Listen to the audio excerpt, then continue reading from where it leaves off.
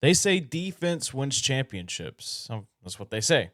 And I've also heard this other quote before from a soccer player. I mean, granted, this is a video containing football topics and not soccer, but forgot the person's name, but it said, you know, we can score and we may win, but if they never score, then we will win. In all essence, topic today is Sam Houston football defense and the year 2025. Colin Neal here for Sam Houston Sports Talk. And if you haven't already, be sure you like and subscribe today. We are getting ever so close to 250 subscribers as the new football season is ever so looming, just days away. So be sure you like, be sure you subscribe, and follow us on all of our social media platforms. If you haven't already, thank you all so much once again for 1,000 followers on X or Twitter. Just greatly appreciated. We started this just over a year ago, and it feels like it is only up from here. So let's get into the defense, first starting with what last year was like.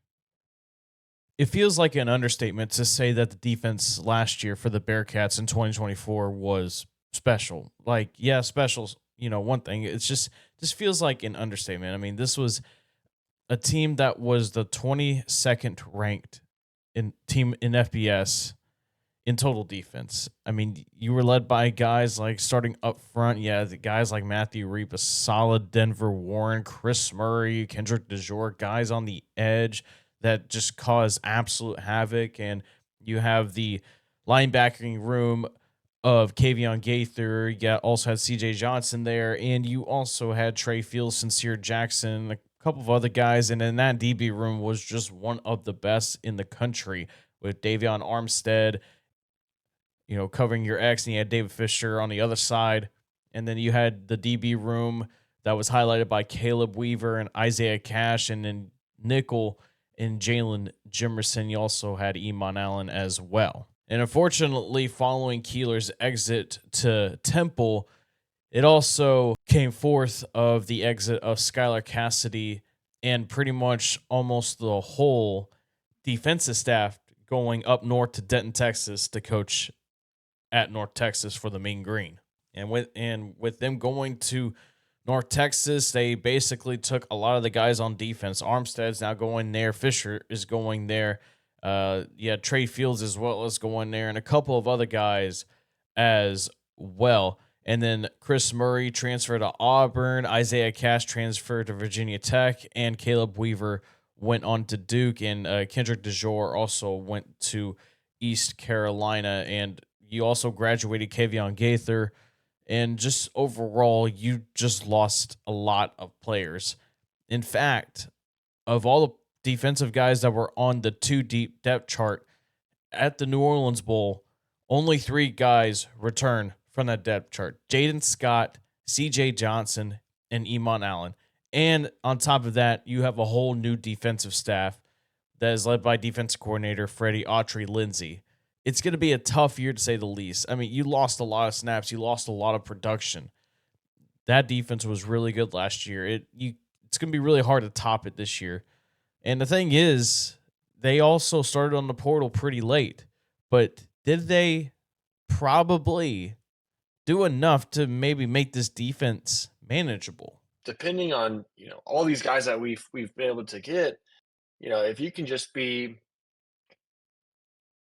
the middle ranked team in the conference on defense, I think it sets up well for us. It's just about, we just don't know as much as we have gone into previous years about, this side of the ball. It's kind of, you're kind of in a different ground that you haven't been in a long time. Well, let's go ahead and take a look at this defense. Breaking down the defensive backs, the linebackers, and the defensive line. And let's start with a group last year that was, again, one of the best, probably, not just in Conference USA, but also in the country, considering where a lot of the previous players that occupy that room went to, the defensive back room. So the defensive back room could be quite an interesting one in 2025. You return 2 guys that got a good amount of snaps last year in Iman Allen and Jaden Scott. And Iman Allen was a guy that backed up Davion Armstead at the cornerback one spot, and he even filled in for Armstead pretty well last year when Armstead was out with an injury. And then you have Jaden Scott, who got that interception against Rice at the beginning of the season, and that basically sealed the deal for Sam Houston. And he what did not really play a whole lot more in the backfield, but he was very important on special teams, and I expect his role to be pretty much the same, if not even more, get some more snaps. And even Luke is someone that is intrigued about Jaden Scott. I think Ebon Allen just trying to be or having to be the leader, I think, in that group. Jaden Scott is an interesting guy because he saw a lot of action earlier in the previous season. He had a big pick against Rice, and he was making plays kind of here and there, but he wasn't on the field, that consistently. I wonder with all the new guys or the new guys coming in, I just wonder if he might settles into a starting spot there, rotation. He was a great special teamer guy. The past couple of years, made big plays against Liberty, against Western Kentucky, against I believe that was UTEP, two pretty big tackles. Um, I just kind of wonder if he's a guy that might make an appearance. I mean, he was a highly recruited guy out of high school. He's also a local kid from Houston, went to Shadow Creek.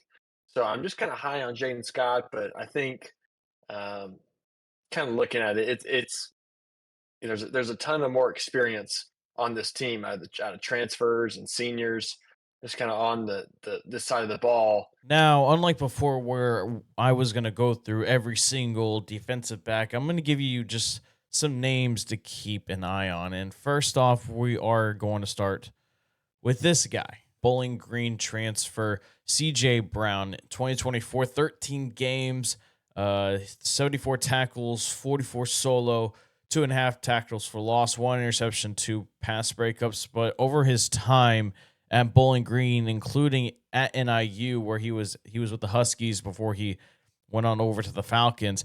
I mean, this guy was a decorated guy in the MAC, 2-time All MAC, great experience. He plays the nickel safety positions, and I saw DCTF predict that he's going to be the starting strong. It seems like, if I remember correctly from the magazine, tackling is really good. I think he can play corner too on the outside, but I think I rather have his athleticism and versatility more worried in the safety nickel room.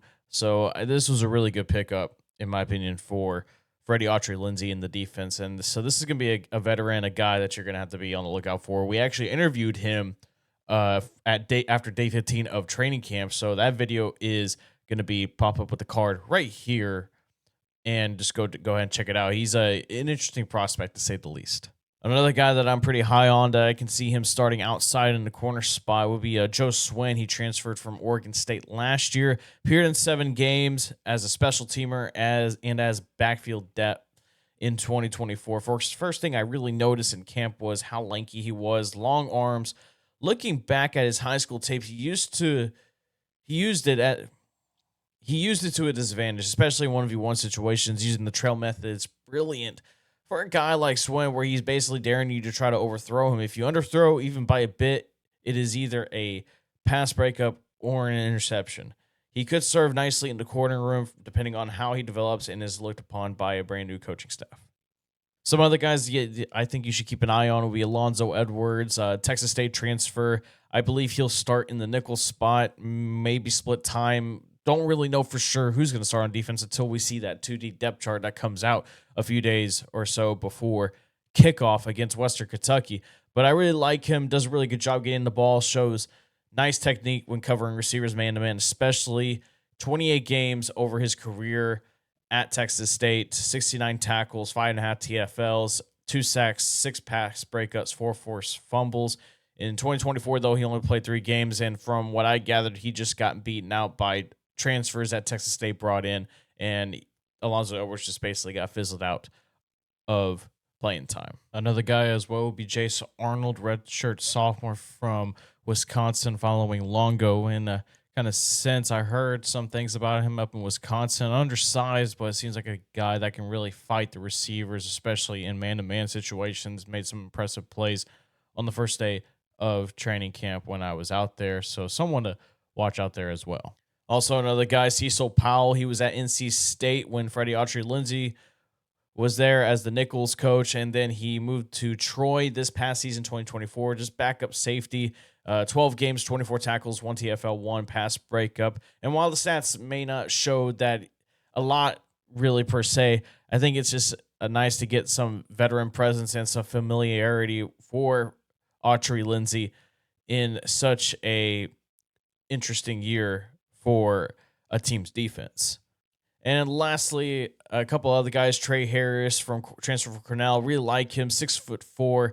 I think he's gonna be an interesting guy. Maurice Mathis is one I'm pretty excited about as well. And if I wanted to name a freshman to keep an eye on, Braylon Wortham from College Station, he could get some time as well. And I know there's plenty of other guys that I may be missing as well. The Davion Green is another guy that I've heard about. But overall, this DB room might be the strength of this year's team. You got a great mix of guys with experience, and you also have some younger guys and some guys that are looking to prove themselves that they can play at this level. And heck, these could be guys that could be competing for starting spots, not just for this year, but also next year, where I personally think that Sam Houston can be much better, especially after getting through this first season under Longo and just rattling through the wrinkles, all the crap, you could say the least. And so overall, this defensive back room looks really good. I'm excited to see what Freddie Autry-Lindsey has, put together for this year. It's not going to be like last year, but if it's just competent, I think it'll be pretty good. The linebacker room this year is also going to be quite interesting. While it may not be as good as last year, again, if it's just competent, if it just executes properly, I think it'll be just fine. Yeah, yeah. It's kind of the opposite issue where, like the corners, there's a ton of transfers and experience that have kind of played at this Division One level, and at the linebackers, it's not. It's a lot of uh, new guys and not many returners that really played a ton of minutes for you. I mean, Iman Allen obviously played a good amount last year, but C.J. Johnson played a solid amount. But I wouldn't say when you're thinking of last year's defense, C.J. Johnson was not one of the guys that you were just thinking of, right? Um, I think Antavius Fish, he's a guy that Coach Longo's talked about and kind of raved on a little bit with the lead, talking about his leadership, talking about his camp. Colin, I know you've seen a little bit of the camp and Tavius, but I think that's kind of those are the two guys that are really going to have to carry this core. Just because I don't think in previous years, Houston's been able to rotate guys in that front seven, including those linebackers, and I don't know if this team will be able to rotate as much as we have the past couple years. I mean, first off, you still have CJ Johnson. While he did not get a lot of snaps last year, he still was a pretty impactful player for the Bearcats. And I mean, you saw the plays that he made in a couple of games last year on special teams that just basically turned the tide of the game, especially in the bowl game back in December for the Bearcats. So I'll keep an eye on him to, you know, bring on a bigger role. And we also interviewed CJ Johnson after day 15 of training camp. So be sure you check that out as well. He's going to be a guy that, it's probably be rough at first, just taking on this new role. But I think he's a guy that is going to be able to take it in stride as the year goes on. Luckily for him, he's going to have some help. And this linebacking core, along with CJ Johnson, is going to be headlined as well by another MAC transfer in Antavius Fish, who transfers in from Akron. Antavius Fish, in my opinion, was one of the best sneaky grabs in the portal this past portal cycle. This was a guy in Akron that displayed really great tackling technique. I mean, in his career at Akron, 34 games, 180 tackles, 67 of them solo, 8.5 TFLs, 4 sacks, 1 pass breakup, and 2 fumble recoveries. The tackling as a whole is where I'm honestly just more concerned that when it comes to linebackers, I could really care less about the rest. I just matter if the linebacker that we are analyzing and talking about is going out there and making that tackle and making sure that the running backs or whoever else is not getting past that second level. I mean, he has proven that he can play up against tough competition. You can see his film against Rutgers and Ohio, the two Ohio State rather, and just two power opponents that you can really see what a player can be made of, and can he come up and play at a next level conference or whatsoever. So that's going to be a guy. I talked to Steve Helwick of Underdog Dynasty, and he even said that he's going to be a guy that's going to be making an immediate impact. You also bring in a guy like a Jameer Diaz from Division II Glenville State. His career there, 21 games, 76 tackles, 27 and a half TFLs, 16 sacks, one pass breakup, four forced fumbles. I mean, outside linebacker, he just tormented Lyman for his 2 years at Glenville State. And he's just very explosive, does not fear of taking a nice hit on a block in order to cause disruption in the backfield. Of course, it's all about transitioning to a higher level football from Division II to FBS. This guy, however, led all Division II in TFLs in 24 and with 21 and tied the lead for sacks with 12. He is a beast. He's athletic. And this is a guy that this defense absolutely needs. This technique might need some tweaks, but that's just me nitpicking. I really don't know much about technique, but I kind of just see some things that do kind of need to get tweaked a little bit. I wouldn't doubt, though, that he can compete for a starting spot, especially on the other opposite side of a defensive edge. So acting like that outside linebacker, rusher, and even Luke likes him quite a lot.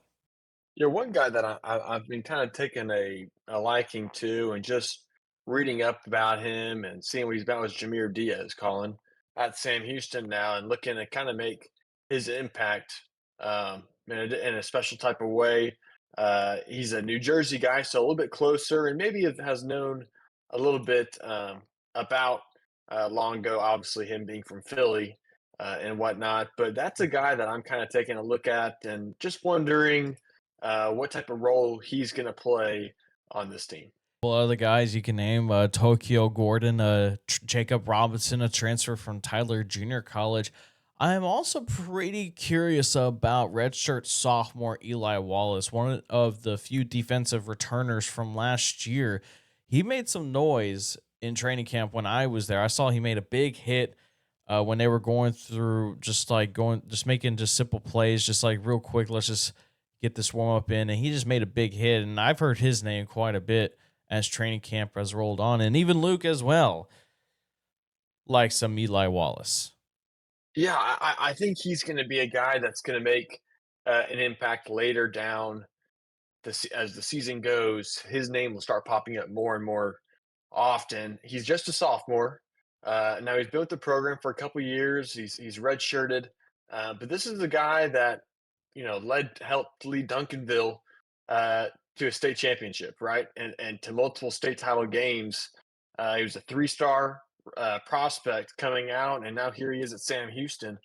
I just think this is a guy that if a guy goes down, knock on wood, I think it might be this guy to pop up, and I wouldn't want him being behind me because I think his kid's that talented. All I've heard is nothing but good things is from people I know, from people you've talked to, Colin. This is the guy that you just kind of want to look out for. And just to name a few others, you got true freshman Javion Johnson that's coming in. And then you also have Caleb Holloway, who I've heard some things about as well, and he can make an impact maybe in 2025. For Johnson, I probably don't really expect him to make too much of an impact, or maybe he ends up getting redshirted. I can see him getting redshirted this year is basically what I'm trying to get at. But overall, I really like this linebacking room. It's top heavy. The depth's gonna really get tested at times. Even Luke even noted that the linebacking room may not be as rotated as, say, the defensive line. So yeah, it's gonna be interesting as all things about the Sam Houston football team. And now to wrap it up, let's take a look at the defensive line and the edges. On the defensive side of the ball, if you can control the trenches, you can in more ways than one, control the game, whether that is stopping the running backs from engaging into the gap so that way they can get to that second level, and also just making offensive linemen's jobs much harder in order to get to the quarterback and make the quarterback unsettling in the passing game. This year, with the defensive line for Sam Houston, it has gotten gutted, especially after the portal last year. You got a Matthew Rupsala gone, Denver Warren gone, Chris Murray gone, Kendrick DeJour gone, and a couple of other guys that have also left, even Richard Outland Jr. as well. And you return a couple of guys. You return a guy in Dylan Frazier, who Freddie Autry-Lindsay said has been one of the more consistent players on this team. You also bring in some incoming freshmen, but here are some names that you should keep an eye on for this defensive line room. But Luke made this point about how he thinks the defensive line room is going to go in 2025.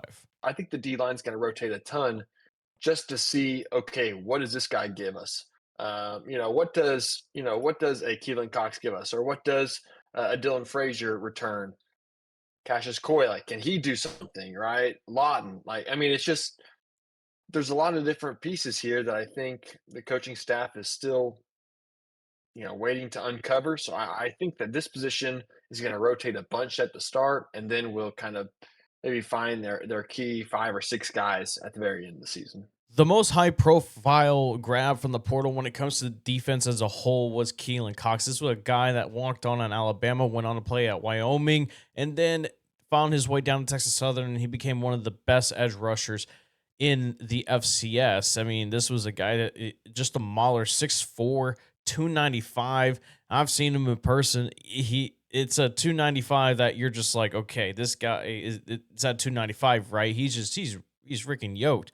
And yeah, he's just yoked. And this is a guy that brings experience. You walk it on Alabama, your work ethic is unbelievable. This guy can really help be a nice Chris Murray replacement, who again went to the SEC at Auburn. I'm not too worried about Cox. I think he's going to really establish himself as one of the best edge rushers in Conference USA. And some other edge rushers, Luke also pointed out Christopher Eaton Jr. I think Christopher Eaton Jr. might be a name to look out for, Colin. A graduate transfer, another guy that's kind of bounced all around and really played pretty well at Hampton, and that's kind of why he's here now. Obviously, an FCS guy before this, and now he's up here with just his last year eligibility. So I think that's a guy on the edge that, I mean, it's just so hard to replace of what you had last year with Chris Murray, right, and all these guys.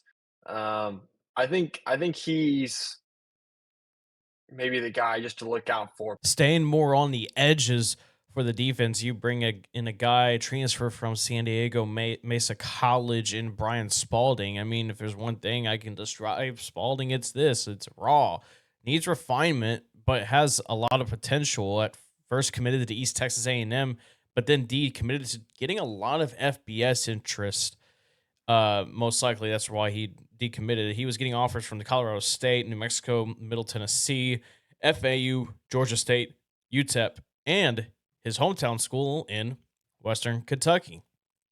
It looked like it came down to Western Kentucky and Sam Houston before he ultimately chose the Bearcats. And that's quite saying something. A guy that could have, went to Western Kentucky, be home, but he decided to go to Huntsville, Texas to play for the Bearcats. I mean, I really like this guy a lot. I think he can bring a lot to the table. And the edge room is going to be really decent, really. I mean, also other guys like Brody Henderson from Jenks High School, who was a late pickup in the recruiting cycle. And you're also going to get help with your outside linebackers, guys like Jameer Diaz, like we mentioned before. And overall, I think the edge room is going to be just fine. But I'm thinking that the place where things can get a little shaky is on the interior. And on the interior, you return guys like, again, a Dylan Frazier, and you also bring back Quardell Pat, who didn't really see as much playing time as I thought he was, or as many snaps as I thought he was last year. I mean, he was injured last year to begin fall camp, so that may have hindered the process a little bit. But you bring back two guys that are familiar with Sam Houston that can bring stuff to the table. Again, Frazier, a guy that Freddie Autry-Lindsay has pointed out to being pretty consistent. You also bring back redshirt freshman Josiah Stevens from Willis, who I was pretty high on when he was in fall camp, and I was pretty excited to see what he could do. You also bring in some few guys like Shafon Boyd, Darian Jackson, Anthony Shorter, Abilene Christian transfer, AJ Sargent, and possibly one of the more intriguing pickups was West Virginia transfer Zaquai Lawton. I apologies if I mispronounced that name. Of course, I mean he's just had rough college career, just a guy that just could not stay healthy. He even medically retired, but then all of a sudden, Sam Houston probably went up to him and like, "Hey, let's come here. You can make an immediate impact here. Come play for us. We have a spot for you." So he unretired, and now he's looking to try one more go into hopefully playing a healthy season. And when he's healthy, I mean, he was highly recruited out of high school, highly touted out of high school. And this is a guy that can make an impact if he stays healthy. And it'd be made for a great story as well. Overall, though, this defense has a lot of questions coming in, and Luke even made this great point as we ended our conversation about the defense the other night. Well, I'd be lying if I said I feel good, right? I think there's some definite concern there, just based off what was last year coming into this year, and you hate saying like, oh, last year this, last year that. That's just how good that team was on that side of the ball. I'm a little concerned that defensive front, Colin, against the run, because when teams are able to run the ball on you, it's real. That's at the end of the day, that's still what football is, and the lack of size, and maybe you can make up with that with some athleticism, but we just don't have that guy in the middle, that man in the middle that I don't think that can plug, the big runs up, right? Can plug that A gap and make that you know running back bounce to the B or C. I'm just a little worried about the front. I think our linebackers are solid, right? But the front, that's what frees up those guys, right? To run free and to attack. And so I think that's my biggest concern going into this season is how we're going to do against the run. It's unfair to try to compare this team to last year's, and it may not perform up to what last year was. But if this defense can remain competent, execute, and if the line can really surprise us, and we've seen some instances where we underwhelmed a player or two or a position group, and they ended up surprising us. So, and there's been some indications already that maybe we are underestimating the defensive line room for the Bearcats. So, at the end of the day, saying that the defensive line group is one of the biggest questions is honestly not too far fetched to say. But at the end of the day, it's up to them to prove us wrong who are asking these questions like, can they do what they can do? Can they stop the run? Can they get to the quarterback and not just have the guys behind them and the linebackers and the DBs have to work a little too much? I mean, the DBs and the linebackers are there to help each other as well as help out the defensive linemen if the lineman can't get to the quarterback or get to the running back on running plays. So it's going to be interesting. This seems like a tight knit group, and even Kelly Ford of his own ratings even has them at least as a 80th rated in the country, which was much higher than I anticipated, to say the least. I mean, just going from 22nd total defense last year, and then heading into this year, it's going to be different. There's going to be some trial and error, that's for sure.